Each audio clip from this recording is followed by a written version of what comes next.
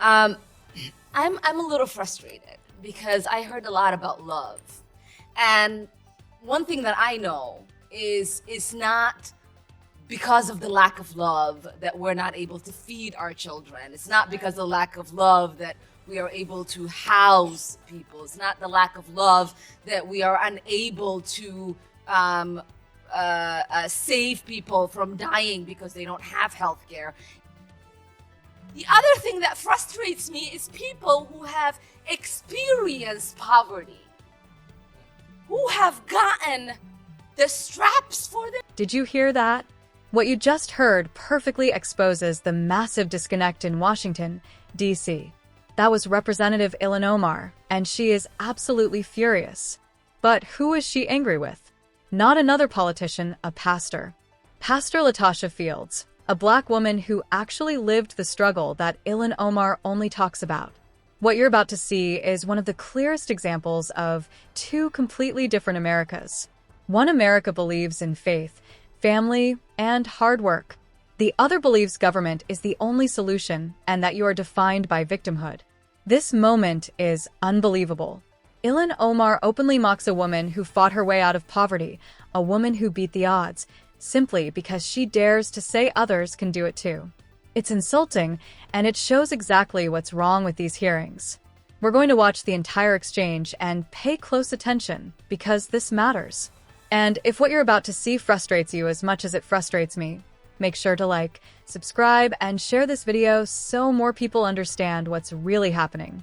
Let's get into it. Fields. I am the founder of Christian Home Educator Support System in Chicago, Illinois. I want to thank Chairman Yama for having me, the Ranking Member Womack, and members of Congress. It's a blessing to be here today. I have been married to Ronald Fields II for 13 and a half years. We are home educators of 4 wonderful children. I have 2 girls, 22 and 3, and 2 boys, 12 and 9. My husband and I are both born and raised in Baton Rouge, Louisiana. I spent 33 years there before I came to move to Chicago, Illinois, 7.5 years ago to expand our evangelistic work. We serve as the overseers and pastors of our Report Ministries and Publication in Chicago. I am also the founder of Christian Home Educator, which is a homeschool academy, and Christian Home Support System, which is our support group. These are evangelistic outreach ministries to serve and support the families of the city of Chicago and surrounding communities. We provide assistance, resources about home education, cooperative educational and recreational resources, curriculum and parental rights issues, and much more. Our mission is to empower parents to take back the responsibility of educating their children. I am also the state coordinator of parentalrights.org, a volunteer of Junior Achievement of Chicago, and a member of Cure Clergy Network. I also have over 19 years of entrepreneurial experience, with 14 of those years being consecrated in the real estate industry and several certifications in property management and nonprofit housing. I am also a recent graduate of Trinity Christian College in Palo Heights, Illinois, with a bachelor's degree in business administration with a 4.0 GPA. So let me tell you a little bit about my journey, which is nothing short of the grace of God towards me. My grandmother, who raised me, also raised 9 kids of her own, was a homeowner living in a poor black drug-infested community in Baton Rouge, Louisiana. She raised me and my younger sister. My mom was a teenage mom on drugs in and out of prison. My grandmother was a strong woman, hardworking woman. She showed tough love and had amazing independent work ethics. So I basically grew up in the typical black stigma community surrounding me: the lack of motivation for education, promiscuous behavior, drugs, crime, and some on welfare.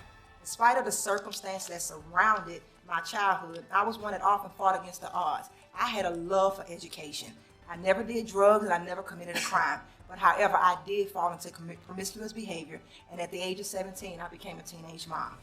This was the turning point of my life. I will never forget the day that I found that I was pregnant. I went into a Planned Parenthood in my neighborhood.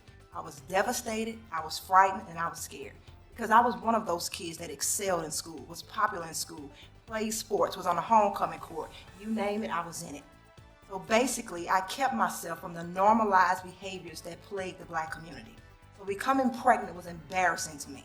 I didn't want to be like the rest. I had always strived to be better. I didn't want to be like the social norm. I didn't want to be another statistic. I didn't want to be the 72% of moms raising a child single. But while waiting for the results of my pregnancy test, I was crying and I was thinking how I had ruined my life. The nurse came back in the room and she told me that I was 3 weeks pregnant, and she consoled me that I had another choice. I had a choice to abort my baby. In that very moment, my life flashed before my eyes because I had a big decision to make. Do I get rid of my baby and proceed as normal, as though nothing happened, and go back to my family and friends and continue to live out my life? Or do I live the rest of my life knowing I had killed my baby? Do I keep my baby and face the challenges that lie ahead of me and press past the shame, the regret, and the disappointments? I chose the latter. I chose to do what I will always hear my grandmother say: you make your bed hard, you lie in it. Those words rang loud and clear in my heart and mind. Yes, we did this. No one else is responsible for the choice we made. I must take responsibility for my actions and live with it. Live the best possible life I can. Give my child the best possible life I can. Finish high school, go to college, and make something of myself. I decided, in spite of my teenage pregnancy, that I will continue to press past the popularized social norms of the Black community. I worked hard. I graduated from high school 5 months pregnant. During my teenage years, I worked at Burger King. I was a part of an entrepreneurial program that we had. I worked there throughout my high school years from 15 till I graduated. But I was a mom, so I had to continue working at Burger King to provide for myself and my baby. I lived with my grandmother for several months after I had her, and she encouraged me to get on food stamps, to receive WIC, and to receive child care assistance. During this time, she also helped me to get my first apartment. After about 9 months of renting, the real estate company asked me did I want to buy a house. I was shocked. I was excited. I went through the first-time home buyers program, and I purchased a 3-bedroom, 1-bath house at 18 years old. After 2 years of being on food stamps, I found myself increasingly growing to hate the program. I felt awful while I was on the program. It was such a level of disrespect and deprivation. I couldn't take it any longer. I removed myself from the food stamp program, but however, due to me working and going to college, I had to remain on child care assistance. After having my baby in 1996, buying my home in 1997, the same real estate company offered me a job. I became a secretary, later a rental assistant manager, and later in December 2005, I became a licensed real estate agent. However, from 1996 to early 2005, I was a single mom, working hard, working 2 jobs sometimes, going to college and maintaining honors. By November 2004, I gave my life to Christ. Met my husband. We got married October 2005. After becoming a Christian, I became an ordained minister. My faith began to challenge and propel me to work for families and kids and tackle the problems that plague the Black communities. I lived it, and I wanted to reverse the plague. I had begun and purposed in my heart that I would become that change and advocate for my family and friends. In 2006, I felt compelled by God to take more responsibility for my daughter's education. I took her out of the public education in the 4th grade, and I wanted to give her a Christian education by homeschooling her. So we did. My husband and I did not know what that would entail, but we obeyed God. Later, in 2007, we opened up a Christian homeschool academy as an extension of our evangelistic work. My husband and I are now homeowners in Chicago, Illinois for the last 3 years. My husband is the owner of his own barbershop in the South Shore community in Chicago for the last 5 years, and we are continuing our ministerial work with our Christian school and our co-op group to support the families in the city of Chicago. Pastor Fields, if you could wrap it up, your time is considerably over, so if you could wrap it up. You can make a concluding statement. Oh, wrap it up, okay. And one more point, that we graduated our oldest daughter, she's 22, from being homeschooled all the way to 12th grade. We graduated her from our homeschool academy, and now she just walked across the stage from the University of Bridgeport with a degree in nutritional science with a 3.1 GPA from being homeschooled. Thank you. Are there examples of successful anti-poverty programs that you have been a part of that address these problems for you? Thank you, Member Flores. Yeah, and that's I'm hearing everybody testify as well over the same thing, and I'm finding it hard to understand why, when the word is said hard work, why is that interpreted in a different way? I realize all of us sitting here, everyone in this room has worked hard to some extent. But what we're saying is, and I believe you all would agree, that even where you all sit as representative Congress and senators, you did not do it by not working hard. And so we just need to understand what that word means. We're saying that you have to persevere, you have to endeavor. And for me, I grew up in the same environments that everyone sitting here is testifying about. Again, my mother was on drugs, in and out of prison. My grandmother did not have federal aid. My grandmother bought a house in 1972 working as a janitor at Louisiana State University. So before the civil rights, there was no federal aid. There was no welfare and food stamp. So I'm sorry if I come from an environment where I have seen that you do not have to rely on government.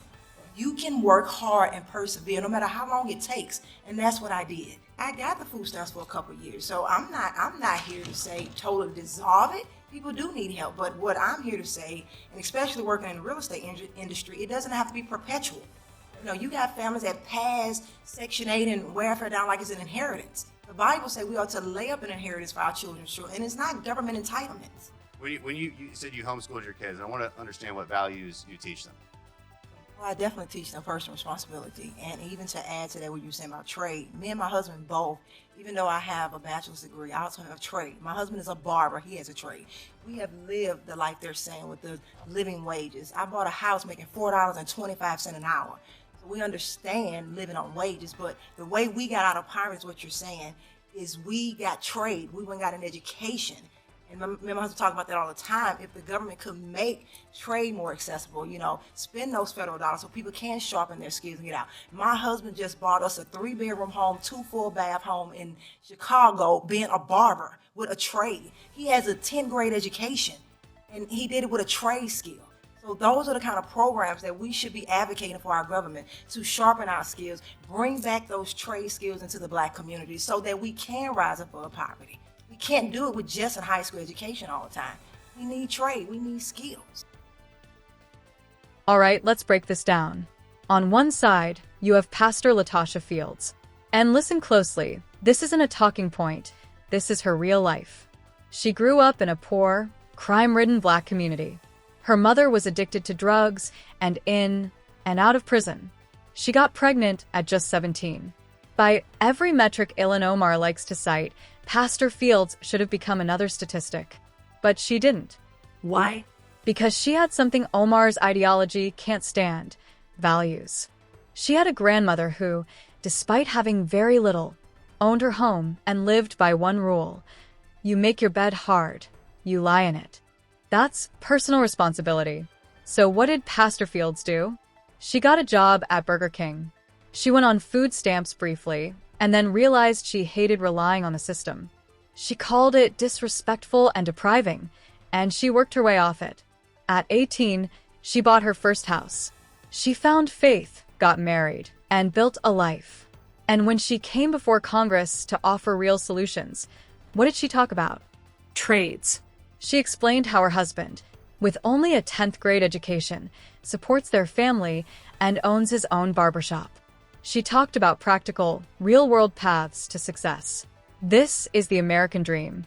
Now look at Ilhan Omar's response. She is visibly disgusted by Pastor Fields' testimony. She's angry, genuinely bothered. First, she dismisses faith. She looks a pastor in the eye and says, "You can't pray your problems away." How condescending can you get?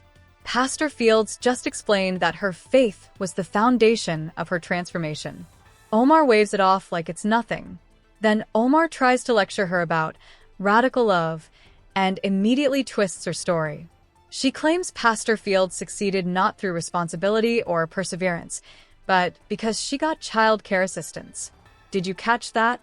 She's trying to corner her, trying to say, "See, you used a program, so your entire story of self-reliance doesn't count." She completely misses the point. Pastor Fields never said all programs are bad. She said they shouldn't be permanent. She used help temporarily, as a hand up, not a lifetime handout, and then she moved forward. Ilhan Omar wants the exact opposite: dependency without end. That's the difference. And then there's that moment from the beginning, the bootstraps jab. That was a direct shot at Pastor Fields. Ilhan Omar, sitting in her seat of power in the U.S. Congress, mocking a woman who came from nothing and built everything. She hears an extraordinary story of resilience and grit, and all she sees is someone she can label a bootstrap who doesn't care about others. Meanwhile, Pastor Fields literally founded a homeschool network and invested in her entire community. She's helping people every day, far more than Omar ever will by just promising more government spending. This is the divide, folks.